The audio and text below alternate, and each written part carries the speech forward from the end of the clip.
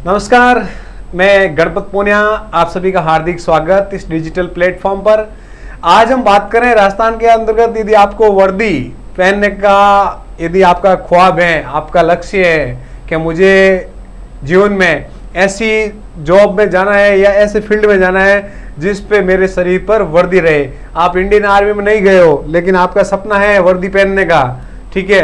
तो दोस्तों, राजस्थान के अंतर्गत 9000 पदों की भर्ती आ रही है राजस्थान पुलिस के अंतर्गत, ठीक है। कब से फॉर्म स्टार्ट होंगे, इसका क्या प्रोसेस रहेगा, वो सारी बातें हम आज के इस सेशन के अंतर्गत करेंगे, ठीक है। इस वीडियो को लास्ट तक बने रहें और सारी राजस्थान पुलिस से संबंधित सारी डिटेल्स आप इन सेशन के अंतर्गत आपको दी जाएगी। तो शुरू करते हैं कि राजस्थान पुलिस भर्ती विज्ञप्ति कांस्टेबल भर्ती परीक्षा है, तो कांस्टेबल भर्ती परीक्षा है तो विज्ञप्ति होगी हमारी जारी, ठीक है। 2025 सबसे इंपॉर्टेंट डेट है। इसके फॉर्म कब से शुरू होंगे? 28/4/2025 से 17/5/2025 तक मात्र 20 दिन का आपको अवसर दिया जाएगा। किसका? फॉर्म भरने का। फॉर्म भरने का अवसर आपको 20 दिन दिया जाएगा। आप जब फॉर्म स्टार्ट हो जाए, कब से?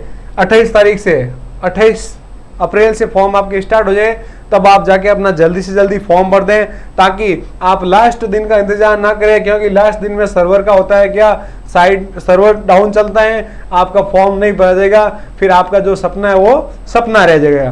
तो सबसे पहले इस चीज को ध्यान रखना है कि फॉर्म डेट कब से कब तक शुरू हो रही है, ठीक है। और ये जो भर्ती है सामान्य पात्रता परीक्षा यानी CET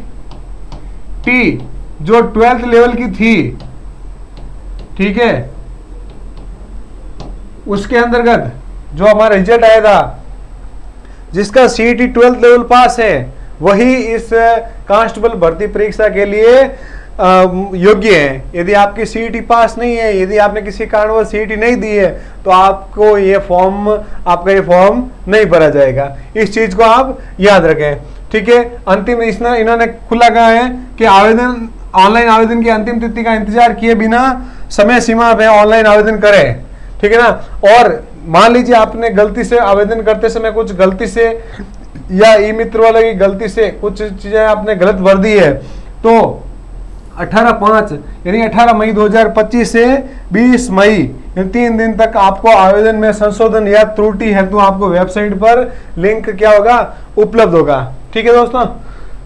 ये चीज, और उसका जो निर्धारित शुल्क है वो आपको 300 रुपए पे करना होगा।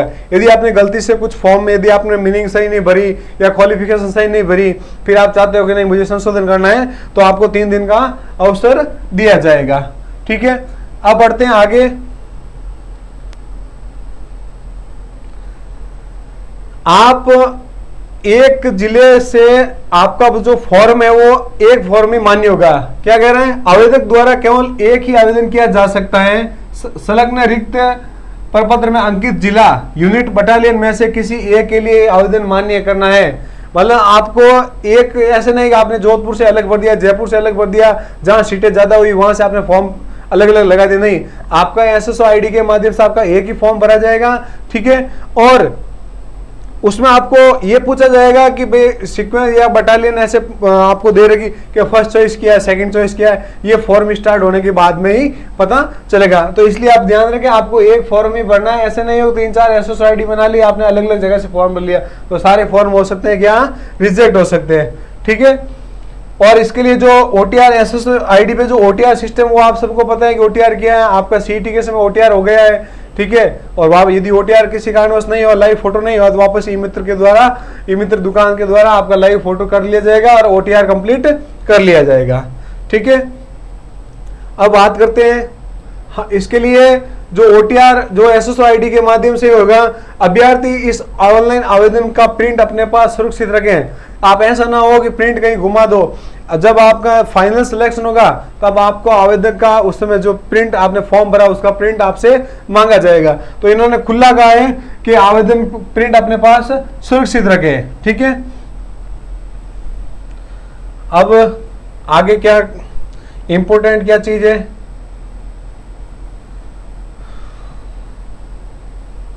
ये जो शुल्क दे रखा है भाई, आपकी एसएसओ आईडी के माध्यम से आपका भर रहे हैं, तो एसएसओ आईडी पे ओटीआर का सिस्टम है, आपने एक बार फीस पे की है, उसके बाद आपको फी फेस करने की जरूरत नहीं है।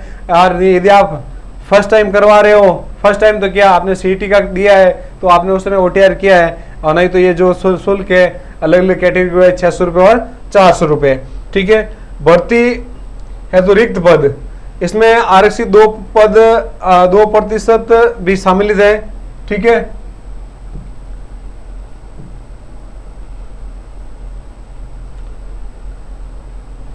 महिलाओं के लिए इस चीज को ध्यान रखें, महिलाओं को 33% आरक्षण दिया गया है, महिलाओं को 33%।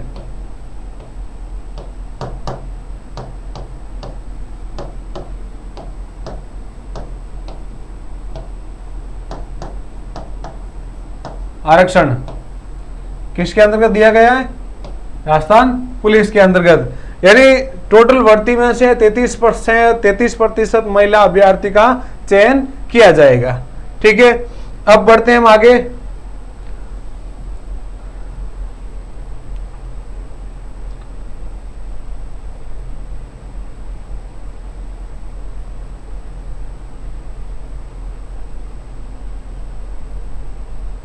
एक चीज और कि राज्य सरकार के स्वीकृति आदेश के अनुसार जो नवसर्जित पद जैसे पद्मनी, कालीबाई एवं अमृता देवी बटालियन, यानी 3 बटालियन, कौन कौन सी? पद्मनी, कालीबाई और अमृता देवी बटालियन के अंतर्गत 50% पद महिला हेतु आरक्षित है। यानी आपको ऑल ओवर 33% आरक्षण दिया गया है, लेकिन इन 3 बटालियन को यदि आप चॉइस करते हो अपनी फर्स्ट चॉइस, यदि इन तीनों बटालियन आपका सिलेक्शन होता है तो उसमें 50% महिलाओं का चयन किया जाएगा। इस बात को भी आप ध्यान में रखे जाए, ये विशेष रूप से महिलाओं के लिए उपलब्ध है। ठीक है, भूतपूर्व सैनिकों के लिए भी जो आरक्षण है वो आप देख लेना। अब हम बात करते हैं जो अनुसूचित जाति है, जनजाति है, उससे संबंधित वेतन क्या होगा। 14,600 रुपये आपका जो मासिक पे होगा, तथा 7वां आयोग की सिफारिश के अनुसार कांस्टेबल का नियमित L5 मतलब आपका लेवल 5 के हिसाब से आपका वेतन होगा। भर्ती है तो पात्रता, योग्यता और छूट।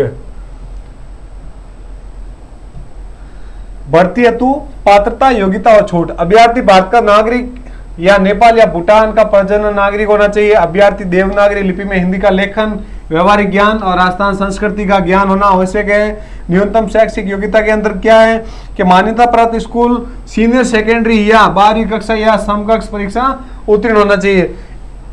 यानी आपके पास जो कम से कम जो योग्यता दे रखी है, सीनियर सेकेंडरी या 12वीं कक्षा या समकक्ष, यानी आपका योग्यता 10वीं या 12वीं आपको पास होना जरूरी है। और कांस्टेबल ड्राइवर पद की पात्रता हेतु आवेदक के पास जो हैवी लाइसेंस है, जो दोनों वैध ड्राइविंग लाइसेंस दिनांक 1/1/2006 से 1 वर्ष पूर्व का बना हुआ होना आवश्यक है। यानी आप ड्राइवर के अंतर्गत आपकी रुचि है, ड्राइवर के अंतर्गत आप फॉर्म फिल करना चाहते हो, तो आपके पास ये हैवी और लाइट दोनों लाइसेंस होना, वो भी 1 साल पुराना लाइसेंस होना जरूरी है।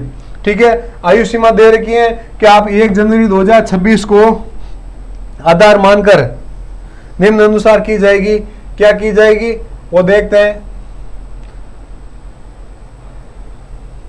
सामान्य वर्ग, निम्न तिथि के बाद जन्म नहीं होना चाहिए, 1/1/2008 के बाद जन्म नहीं होना चाहिए, और निम्न तिथि से पूर्व, यानी पुरुष है तो 2002, यानी 2008 के बाद में जिसका जन्म हुआ वो फॉर्म नहीं भर सकता है, और 2002 से पहले और 1997 महिला की ये जो अधिकतम आयु तिथि है, यहाँ से इनका जन्म हुआ होना चाहिए। और ये लास्ट है 2008 के, जिसका 2008 के बाद जन्म है, 1 जनवरी 2008 के बाद, यदि मान लो 2 जनवरी 2008 को भी किसी का जन्म है तो वो इस भर्ती के लिए अपात्र होगा, क्योंकि उसकी एज पूरी नहीं हो रही है। इस चीज को आप पूरा ध्यान में रखा है।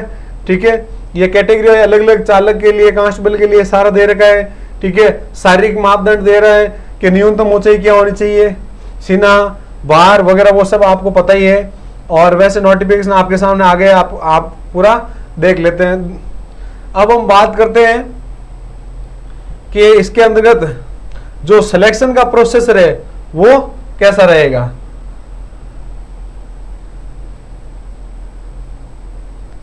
ये लिखित परीक्षा,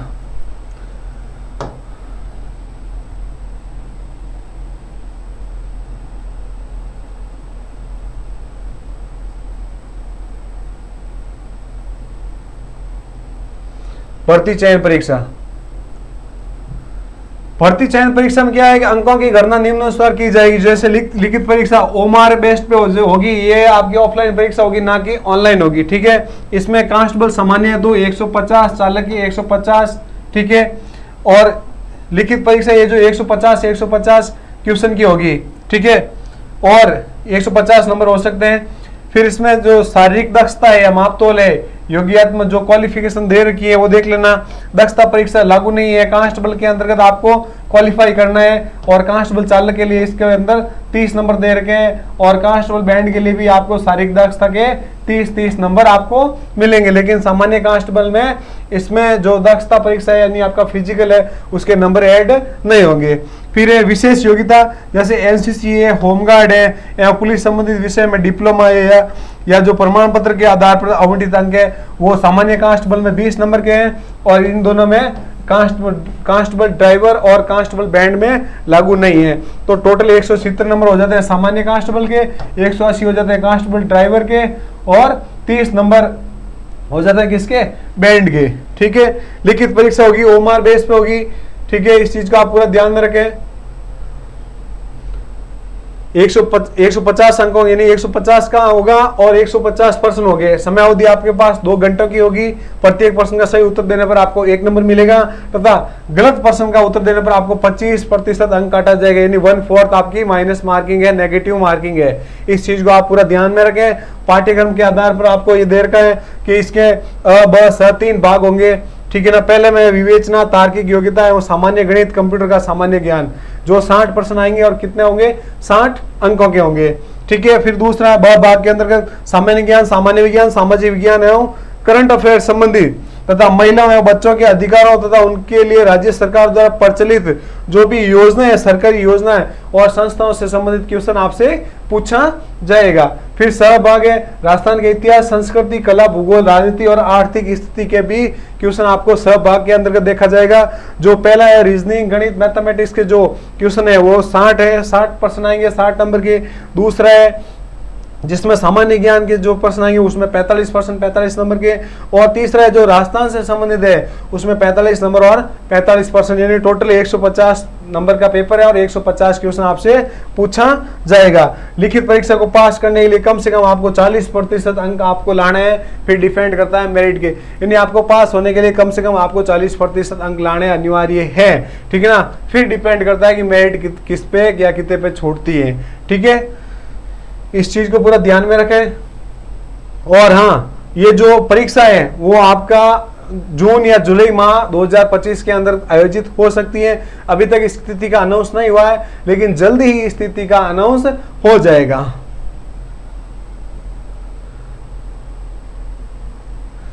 नॉट कांस्टेबल बैंड के आवेदक का तो लिखित परीक्षा है, जो कांस्टेबल बैंड के अंतर्गत जो तैयारी करें उनकी लिखित परीक्षा नहीं ली जाएगी, उनकी सिर्फ और सिर्फ दक्षता परीक्षा ली जाएगी, जो कितने 30 नंबर की है। ठीक है, शारीरिक दक्षता परीक्षा है जिसमें ये आप इस देख लेना विज्ञापन में, भाई कांस्टेबल के लिए 25 मिनट है, 5 किलोमीटर दौड़ है, जिसके लिए पुरुषों को 25 मिनट का टाइम दिया जाएगा, महिलाओं को 35 मिनट का, भूतपूर्व सैनिकों को 30 मिनट का, और ट्राइबल या सब प्लान क्षेत्र अनुसूचित जनजाति वालों को 30 मिनट का टाइम दिया जाएगा। ये आपका क्या है, फिजिकल टेस्ट के लिए आपका 5 किलोमीटर आपको दौड़ करनी है, जिसका अलग अलग टाइम दिया हुआ है।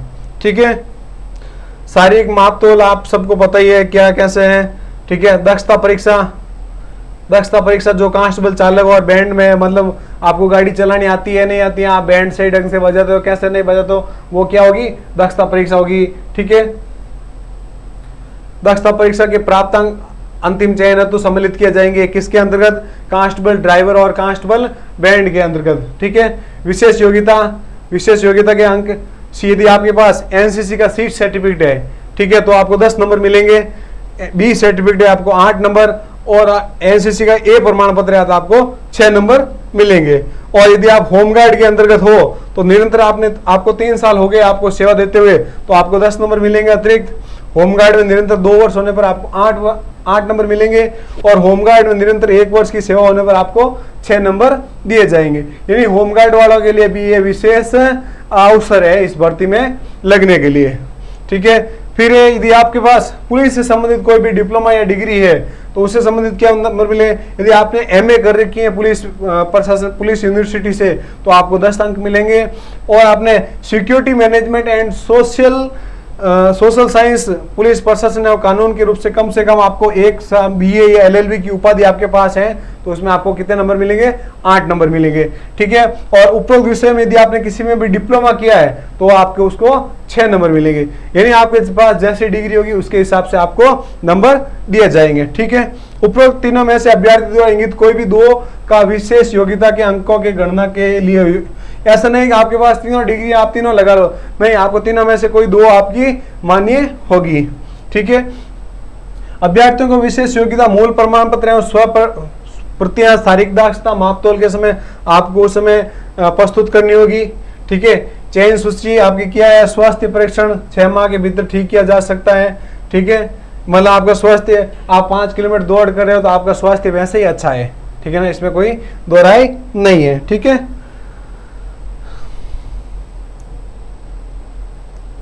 अब बात करते हैं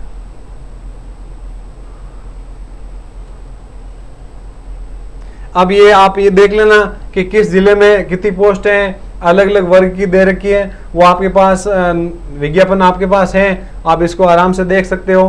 ठीक है ना, जिसमें आपको लग रहा है कि हाँ यहाँ से ज़्यादा पोस्ट है तो वहाँ से आप फॉर्म भर सकते हो। ठीक है, और डेट का विशेष रूप से ध्यान रखा जाए, 28 अप्रैल से फॉर्म स्टार्ट होंगे जो 20 दिन तक ही चलेंगे। ठीक है ना, इस चीज़ को विशेष रूप से ध्यान में रखा जाए। ठीक है ना, ये वापस यही चीज़ें आ गई है। इसका जो सिलेबस मैंने आपको बता दिया है, और विस्तार से जो सिलेबस आएगा उस पर हम एक दिन दूसरी कक्षा के अंदर हम डिस्कस करेंगे। साथ ही साथ यदि आपके सीईटी, यदि आप सबसे इम्पोर्टेंट है, यदि आपकी सीईटी पास है 12th लेवल की तो आप इसके एलिजिबल हो। सबसे बड़ी योग्यता आपकी ये होनी चाहिए कि आपका सीईटी एग्जाम पास होना जरूरी है। ठीक है दोस्तों, इसका जो विस्तार पूर्वक सिलेबस आएगा हमारे पास, ठीक है ना, जैसे आएगा मैं आपको कक्षा के माध्यम से आपको अपडेट दे दूंगा, और संबंधित जो भी बुक्स होगी, ठीक है ना, उसके हिसाब से मैं आपको मटेरियल बता दूंगा। क्योंकि परीक्षा जून या जुलाई के अंतर्गत हो सकती है, समय बहुत ही कम है, क्योंकि आज 10 अप्रैल हो गया है। 10 अप्रैल आज यदि बात करें तो सिर्फ और सिर्फ आपके पास 3 माह का पूरा समय है नहीं। इस 3 माह में आपको एक अच्छी रणनीति तैयार करके आपको राजस्थान पुलिस के अंतर्गत सिलेक्ट होना है। वीडियो को अंत तक देखने के लिए आपका बहुत बहुत धन्यवाद।